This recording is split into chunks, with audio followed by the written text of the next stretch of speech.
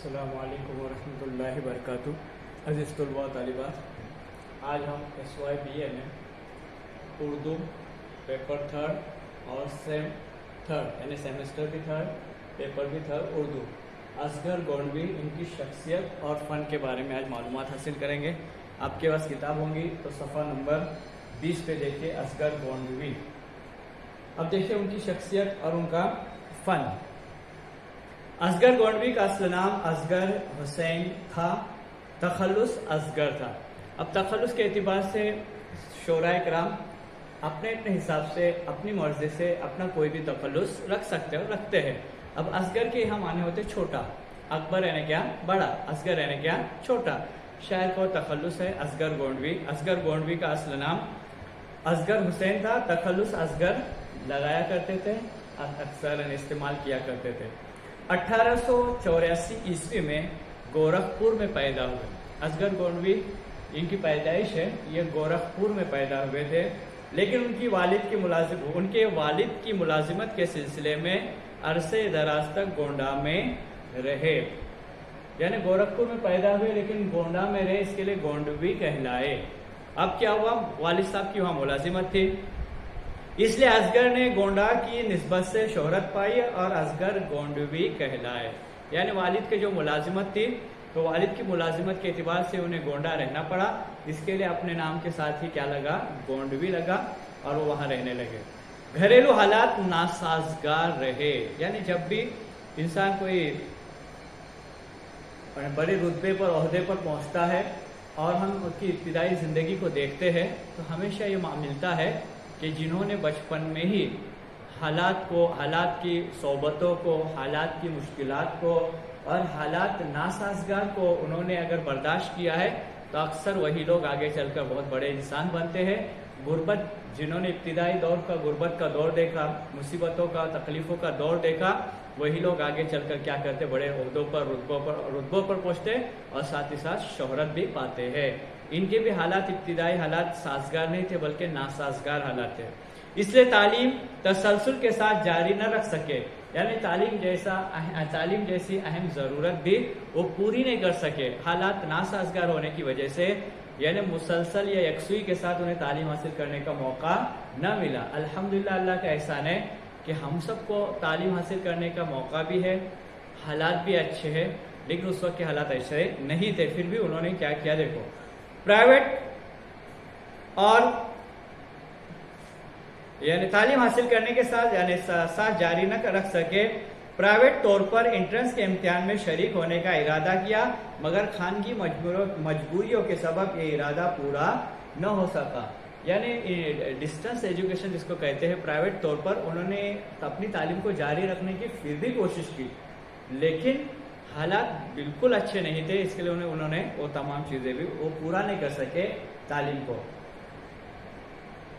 फिर भी उन्होंने अपने तौर पर मुताले का शुगल जारी रखा, लेकिन इतने हालात नासाजगार होने के बावजूद भी उन्होंने अपने तालीमी सिलसिले को, मुताले के सिलसिले को, पढ़ने लिखने के सिलसिले को और अपने अंदर जो शौक, जज्बा, वलवला था, इसको उन्होंने जारी व सारी रखा।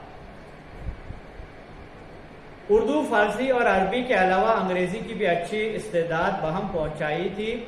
ये सब शौक कुतुब बीनी का नतीजा था। यानी अंग्रेजी में अल्हम्दुलिल्लाह वो महारत रखते थे, अरबी भी उन्होंने हासिल कर ली थी और फारसी भी पढ़ते थे। ये सब चीज़ें तो उन्होंने हासिल की, वो मुताले के ज़रिए से हासिल की, रीडिंग के ज़रिए से हासिल की। और आज जानते हैं, आज रीडिंग डे 15 अक्टूबर, जिसको यौम फ़रोग़ मुताला के नाम से जाना जाता है। आज 15 अक्टूबर है, जिसे APJ अब्दुल कलाम की यौम पैदाइश पे पूरे हिंदुस्तान में मनाया जाता है, ताकि हमको कम से कम मुताले की आदत पड़ जाए। और अल्हम्दुलिल्लाह करते हैं मुताला, लेकिन बहुत बारीकी के साथ हम मुताला करने वाले बन जाए, किताबों को ज़्यादा से ज़्यादा पढ़ने वाले बन जाए। इसके लिए पूरे हिंदुस्तान में आज का दिन मनाया जाता है। उसके बाद इन्हें भी शौक बीनी का, यानी कुतुब बीनी का लफ्ज़ आया। कुतुब जमा है किताब की, इसकी जमा है, बोलो, किताब की जमा है कुतुब। ऐसे अल्फाज पढ़ते पढ़ते आते रहेंगे तो उसके वाहिद जमा या मुतजाद हम देखते चले जाएंगे। तो कुतुब जमा है किताब की, कि उनको मुताले का बड़ा शौक था, कुतुब बीनी का बड़ा शौक था और उन्होंने अपने शौक को मुकम्मल किया।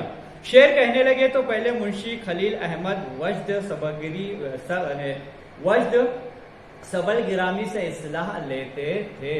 ابتدائی دور میں جب وہ شعر کہنے لگے تو شعراء کرام اپنی جب اشعار کہنے لگتے ہیں تو کسی نہ کسی سے کیا لیتے، اس کی اصلاح لیتے، اور ضروری بھی ہے تاکہ ہمارے اشعار میں کوئی کجی نہ رہے اور ہم کسی کو استاد مان کر اپنی زندگی گزارے۔ تو انہوں نے شاگردگی اختیار کر لی تھی کس کی؟ منشی خلیل احمد وجد سبل غرامی صاحب سے اصلاح لیتے تھے۔ بعد میں منشی امیر اللہ تسلیم سے مشورے سخن کرنے لگے۔ بعد میں انہوں نے آگے بڑھ کر کیا کیا، اپنی جو شاعری تھی، جو سخن تھا، اس سخن کے لیے انہوں نے منشی امیر اللہ تسلیم سے مشورہ لینا یا اصلاح لینا شروع کیا۔ طبیعت تصوف کی طرف مائل تھی، یعنی ان کا جو طبیعت تھی، ان کا جو رجحان تھا وہ تصوف کی طرف تھا۔ تصوف کے الگ الگ معنی ہیں، اب آسان معنی اس کے یہ تزکیہ نفس، تزکیہ نفس، تزکیہ نفس یعنی کیا؟ اپنے نفس کو بالکل گناہوں سے پاک کرنا، اور جن چیزوں کو اللہ نے کہا ہے کرنے کو ان چیزوں کی طرف بڑھنا، اور جن چیزوں سے اللہ نے منع کیا ان چیزوں سے رکنا، یعنی اچھے کام کرنا، برے کاموں سے رکنا، اسی کو تصوف کہتے ہیں۔ اور اس سے منسلک لوگوں کو ہم صوفی کیا کہتے ہیں؟ صوفی یا صوفیاء کرام کہا جاتا ہے، یعنی اچھے کاموں کو کرنا، برے کاموں سے رکنا، تصوف کی طرف کیا کرتا ہے؟ مائل کرتا ہے۔ متقی پرہیزگار، اپنے نفس کو گناہوں سے بچانا، تو زیادہ تر رجحان ان کا اس طرف تھا۔ شاہ عبد الغنی منگلوری سے بیعت تھے، نہایت عبادت گزار اور متقی پرہیزگار تھے۔ یہ بہت بڑی بات ہے کہ متقی بھی تھے، پرہیزگار بھی تھے، اس کے لیے ان کی شاعری میں زیادہ تر جو رجحان آتا ہے وہ اللہ کی طرف آتا ہے کہ عشق میں وحدت کا مزہ ملتا ہے، گر عشق سچا ہو تو بندے کو خدا ملتا ہے۔ اسی جستجو میں، اسی تلاش میں رہتے تھے کہ کس طرح سے ہم کیا ہو اللہ کا قرب حاصل کرے، یعنی ان کی شاعری میں بھی یہ تمام چیزیں ملتی ہے۔ اللہ کی وحدانیت کا ذکر، اللہ تعالیٰ کی بندگی کا ذکر اور اللہ تعالیٰ سے محبت کا ذکر ملتا ہے۔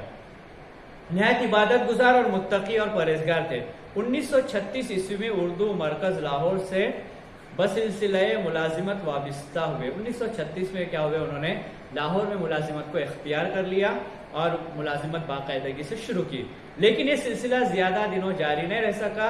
وہ الہ آباد آ کر ہندوستانی پریس سے وابستہ ہو گئے، وہاں کی ملازمت لاہور کی چھوڑ دی اور پھر دوبارہ الہ آباد واپس آ گئے، اور واپس آ کر وہاں سے انہوں نے ملازمت کی ابتدا کر لی۔ پھر اس کے بعد اور رسالے ہندوستانی کی ادارت سنبھالی، یہی 1936 میں ان کا انتقال ہوا۔ الہ آباد میں آئے، الہ آباد میں رہنے لگے، اور وہاں سے جو رسالہ نکلتا تھا ہندوستانی، اس رسالے کے مدیر ہو گئے، اس کی ادارت سنبھال لی اور اس میں مضامین لکھنے لگے، اور اسی آشنا میں ان کا انتقال ہو گیا۔ اللہ ان کی مغفرت کرے۔ اصغر شاعر بھی تھے اور نثر نگار بھی۔ آپ شاعری بھی کرتے تھے، یعنی آپ شاعر بھی تھے اور مصنف بھی تھے، نثر بھی لکھتے تھے، مضامین بھی لکھا کرتے تھے، اور اخبارات میں اداریہ لکھا کرتے، ایڈیٹوریل لکھا کرتے تھے، اور ان دونوں حیثیتوں سے ان کی اہمیت مسلم ہے۔ یعنی صرف یہی نہیں کہ صرف شاعری کرتے تھے، نثر لکھتے تھے، اور دونوں یہاں مقبول تھے، یعنی اہمیت، یعنی بہت زیادہ عظمت کی نگاہ سے انہیں دیکھا جاتا تھا۔ ان کے مجموعے نشاط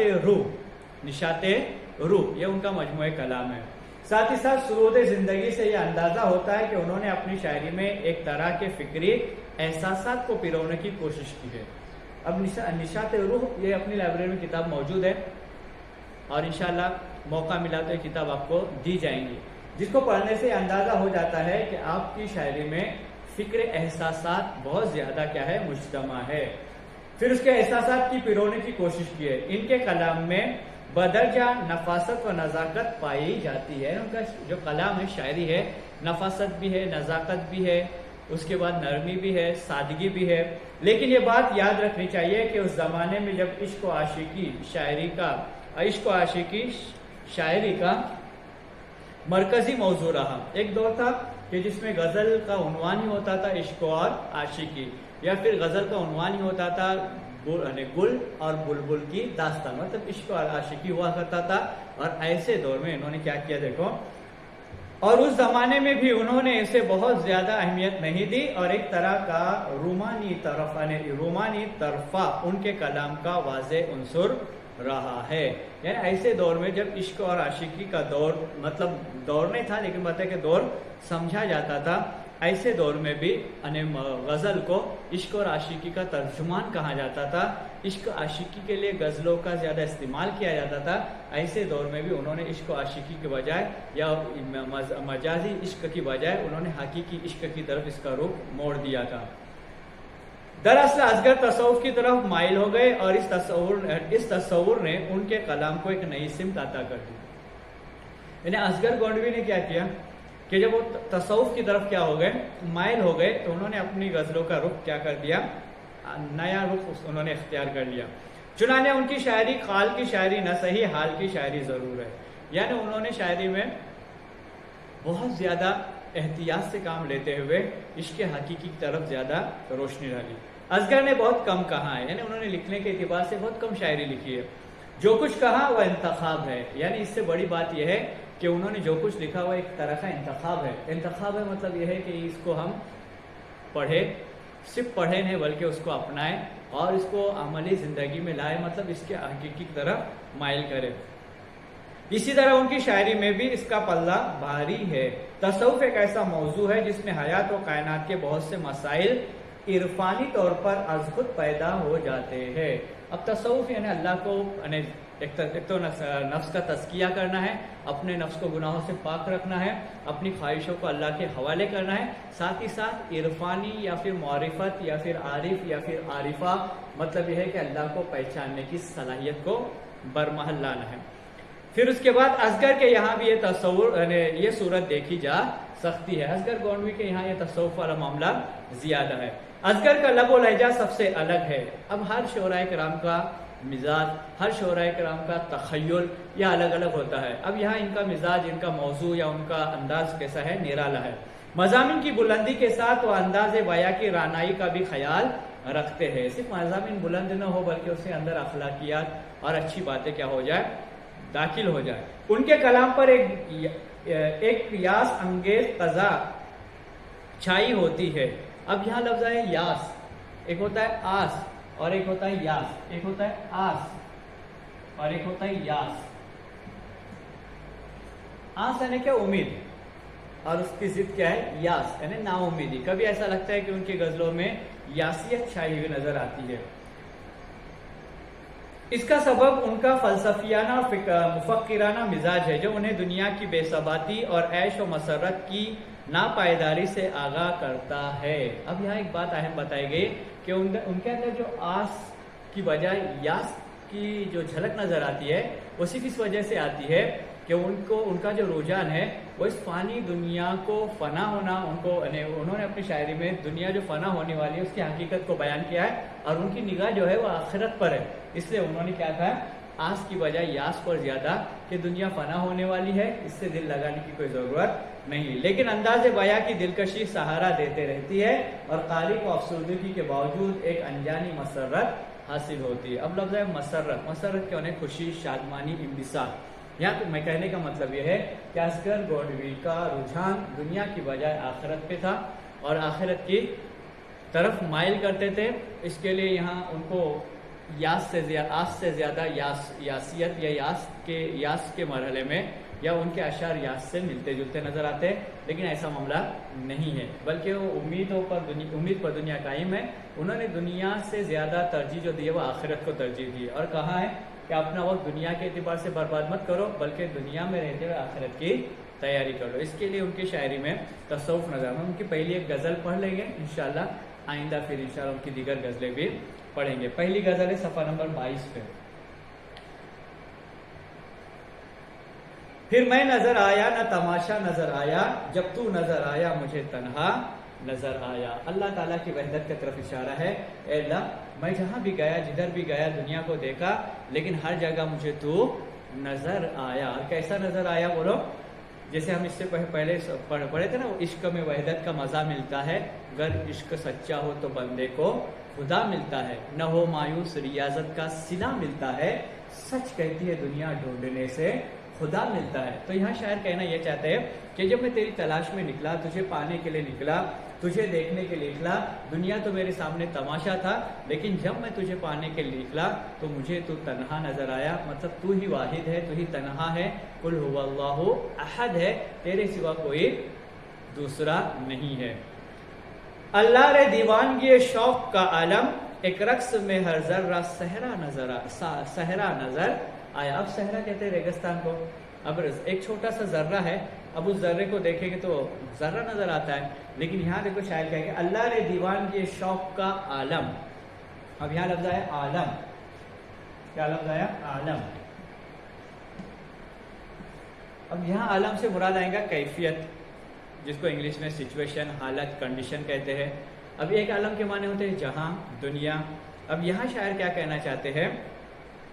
شاعر یہاں کہنا چاہتے ہیں کہ اے اللہ، دیوانگی شوق نے مجھے، میری کیفیت کو اس طرح سے بنا دیا کہ رقص کرتا ہوا ایک ذرہ بھی مجھے صحرا نظر آنے لگا. اے اللہ، تیری جو خوبیاں ہے، تیری جو قدرت ہے، وہ ایک ذرے کو اگر دیکھنے کے لیے جائے تو اس ذرے میں کئی صحرا چھپے ہوئے نظر آتے ہیں. جیسے ہم اکثر مثال سنتے ہیں سبوں کے سامنے، لوگوں کے سامنے، یا بڑے بڑے واض و نصیحت میں ہم ایک مثال سنتے ہیں اکثر کہ اگر کوئی آم کی جو گٹھلی رہتی ہے، آم کے اندر جو بیج رہتا ہے، وہ بیج اگر کوئی گٹھلی لے کر یہاں آ جائے اور ہم کو دکھانے لگے کلاس میں، ہے نا، ہم سب کو گٹھلی دکھانے لگے، آم کی بیج دکھانے لگے، اور کہے کہ یہ آم کی بیج ہے، لیکن اس بیج کے اندر بہت سے گھروں کا فرنیچر ہے، بہت سے گھروں کے دروازے ہیں، بہت سے گھروں کے کیا اس کو کہیں گے کھڑکیاں ہے، یہ مجھے سب نظر آ رہا ہے. اگر یہ کوئی کہنے لگے تو ہم کہیں گے کہ ایسا کیسا ہوگا، یا وہ کہنے لگے کہ اس بیج کے اندر بہت سے درخت موجود ہے یا باغات موجود ہے،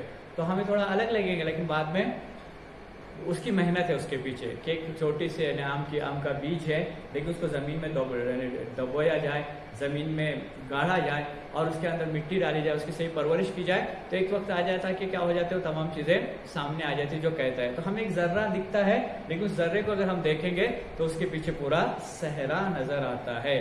ایک رقص میں ہر ذرہ صحرا نظر آیا. رقص کے معنی ہوتے ہیں ناچنا یا پھر گھومنا پھرنا، لیکن یہاں مراد کیا آئے گا کہ جیسے ایک ذرہ ناچتا ہوا نظر آتا ہے تو اس ذرے کے پیچھے بہت بڑا ریگستان صحرا کیا ہے بولو اس کے پیچھے ہے، اور اس صحرا سے نکل کر ایک ذرہ یہاں نظر آیا. یعنی جو کچھ ہم دیکھ رہے ہیں یہ چھوٹی سی چیز ہے، اس سے بڑی دنیا ہم کو، یا اس سے بڑی چیزیں ہم کو ملنے والی ہے. جیسے جس میں ہم مفہوم میں سنتے ہیں حدیث کے کہ ایک ادنا سے ایمان والے کو، رائے کے دانے کے برابر ایمان لے کر آنے والے کو اس دنیا سے بڑی 10 گنا بڑی اللہ تعالیٰ جنت دیں گے. تو آج جو ہم دیکھ رہے ہیں یہ دنیاوی آنکھیں ہیں، اور جب دنیاوی آنکھیں بند ہو جائیں گی اور آخرت کی آنکھیں شروع ہو جائیں گی تو شاید کی مراد اسی طرف ہے. جو کچھ نظر آتا ہے یہ ذرہ ہے، اس کے آگے اللہ تعالیٰ بہت کچھ دیں گے. اس کے بعد دیکھو، اٹھے عجب انداز سے وہ جوش غضب میں، چڑھتا ہوا ایک حسن کا دریا نظر آیا. اب ہم کسی کی طرف بڑھتے ہیں، جوش کے ساتھ بڑھتے ہیں، ایک غضب کے ساتھ بڑھتے ہیں تو ایک حسن کا دریا نظر آتا ہے. ہم اللہ تعالیٰ کی یاد میں جتنا آگے بڑھتے رہیں گے اور جتنا آگے بڑھتے رہیں گے اور اللہ کی یاد میں جتنا منہمک ہوتے رہیں گے، اتنا ہمارے اندر شوق، اتنا ہمارے اندر ذوق، اور اتنا ہمارے اندر اللہ تعالیٰ سے محبت پیدا ہوتی رہیں گی. کس درجہ تیرا حسن بھی آشوب جہاں ہے، جس ذرے کو دیکھا وہ تڑپتا نظر آیا. کتنی پیاری بات اور کتنی اہم بات کہ جو اللہ تعالیٰ سے عشق کرتا ہے، جو اللہ تعالیٰ سے محبت کرتا ہے، ان لوگ محبت کرنے والوں کو میں نے بے چین دیکھا، مضطرب دیکھا، تڑپتا ہوا دیکھا. مراد یہ ہے کہ اللہ کی یاد انسان کو چین سے رہنے نہیں دیتی، بلکہ اللہ تعالیٰ کا اشتیاق، اللہ تعالیٰ کا دیدار، یا پھر اللہ تعالیٰ سے ملنے کی تمنا، یا اللہ تعالیٰ کی محبت انسان کو کیا کرتے ہیں، ہمیشہ بے چین رکھتی ہے. مطلب اللہ تعالیٰ کی یاد ہمیشہ ان کی زباں پر رہتی ہے، دل و زباں پر ہمیشہ اللہ کا ذکر رہتا ہے، اللہ کو یاد کرتے ہیں، اور ہر جگہ وہ اللہ کو حاضر و ناظر سمجھ کر زندگی گزارتے ہیں. پھر کوئی برا کام نہیں کرتے، بلکہ ہر جگہ یہ سوچتے کہ مجھے میرا اللہ دیکھ رہا ہے. مطلب ہر جگہ وہ متفکر نظر آتے ہیں، بے فکر نظر نہیں آتے. اب خود تیرا جلوہ جو دکھاوے وہ دکھا دے، اب خود تیرا جلوہ جو دکھاوے وہ دکھاوے، یہ دیدے بینا تو تماشا نظر آیا. اے اللہ، تیرا جلوہ جو ہم دیکھیں گے اور اس وقت دنیا کی، جنت کی جتنے بھی نعمتیں ہیں وہ تمام نعمتیں کیا ہو جائیں گی، ہمارے سامنے کچھ بھی نہیں رہیں گی، جب تیرا ہم کو تیرا کیا ہو جائے گا، دیدار نصیب ہو جائے گا. تیرا ہم جلوہ دیکھیں گے تو پھر یہ دیدہ بینا تماشا نظر آیا. جو آج ہم اپنی آنکھوں سے جو دنیا کی چہل پہل دیکھتے ہیں, دنیا کی ہمارے اعتبار سے جو رونق وغیرہ دیکھتے ہیں, یہ رونق کیا ہے بولو, ایک تماشا ہے, ایک کھیل تماشا ہے. یعنی آج دنیا نظر آتی ہے جس کے لیے ہم سب کچھ قربان کرنے کے لیے تیار رہتے ہیں, لیکن یہ دنیا ایک وقت آ جائیں گے, ہم ان کو چھوڑ کر جانا ہوگا. اور دنیا کو چھوڑ کر جانے کے بعد جو اللہ کا دیدار ہوگا وہ اصل دیدار ہے, وہ اللہ تعالیٰ کا دیدار ہوگا. اللہ تعالیٰ جو نعمتیں دیں گے وہ اصل نعمتیں رہیں گی. دنیا کی جو نعمتیں ہم ان کو نعمتیں سمجھ رہے دنیاوی اعتبار سے, وہ سب نظر کا کیا ہے, دھوکہ ہے. تو یہاں جو دیدہ بینا تھا وہ تماشا تھا, کھیل تماشا تھا, بچوں کا کھلونا جسے کہتے بچوں کا کھیل تماشا نظر آیا. تھا لطف جنو دیدہ خونا یا فشا سے, تھا لطف جنو دیدہ خونا با فشا سے, پھولوں سے بھرا دامن صحرا نظر آیا. جب اللہ تعالیٰ تجھ سے عشق ہوا اور تجھ سے ہم باتیں, مطلب تجھ تیرا دید اللہ تجھ سے عشق ہوا اور تیری محبت میں ہم تڑپنے لگے اور تجھ کو یاد کرنے لگے اور تیرے ہی حکموں پر چلنے لگے, تو دنیا کی جو رونق, دنیا کی جو چمک دھمک ہے, یہاں پھول نظر آتے ہیں دنیا کے اعتبار سے, جو پھولوں کا یعنی گلشن نظر لوگوں کو دنیا کے اعتبار سے پھولوں کا گلشن نظر آتا ہے, وہ گلشن بھی مجھے کیا نظر آنے لگا ہے, صحرا نظر آ رہا ہے. اس صحرا میں ریگستان رہتا ہے, ویرانی رہتی ہے, اور جو گل رہتا ہے یعنی گلوں سے بھرا ہوا دامن رہتا ہے, یا باغیچے رہتے, وہ گل رہتے اس میں, باغیچے رہتے, خوشیوں کا موسم وہاں رہتا ہے. اور صحرا میں خوشیوں کا موسم نہیں رہتا, دھوپ رہتی, تیز دھوپ رہتی, پانی کا نام و نشان نہیں رہتا. تو اے اللہ پھولوں کا دامن بھرا ہوا ہے اور مجھ کو کیا نظر آ رہا ہے, وہ صحرا نظر آ رہا ہے. اللہ تیری نعمتوں کے نزدیک یہ دنیاوی جو چہل پہل ہے, چہل پہل جو نظر آتی ہے, دنیا کی جو رونقیں ہے, یہ تمام رونقیں مجھے کیسی نظر آتی ہے, اچھی نظر نہیں آتی. اب یہ تمام پوری غزل میں جو ہے اصغر گونڈوی کا جو رجحان ہے وہ تصوف کی جانب ہے, اللہ تعالیٰ کی طرف ہے, آخرت کی طرف ہے, دنیا کی طرف نہیں ہے. اس کے آئندہ جتنے بھی غزلیں وغیرہ غزلیں ہیں وہ آئندہ انشاءاللہ ہم اگلے لیکچر میں پڑھیں گے. السلام علیکم.